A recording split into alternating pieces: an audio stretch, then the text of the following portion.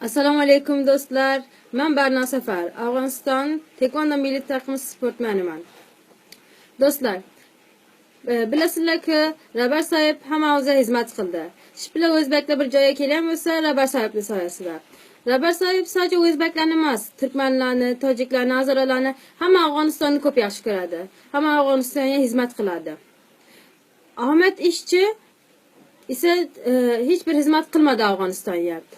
O bir yalğancıdır, yalğancı. O Rabar Soyibga iftiralar attı. Yalğan aytdi. Hiçbir taraf ishonmaydi unga.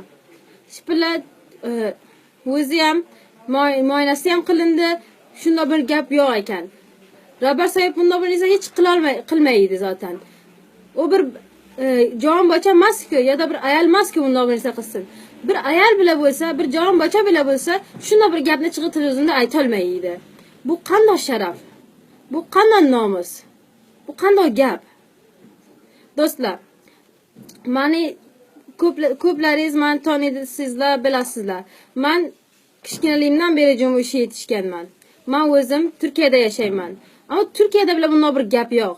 Türkiye shunday ozodlik, yine bunday bir gap yo'q. Bu odam bütün o'zbeklarni otini badnom qildi.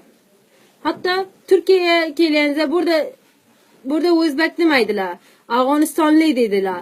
Bütün Afg'onistonni otini bad qildi. Bu odamga ishonmanglar. Bu odam la'nat bir odamdir.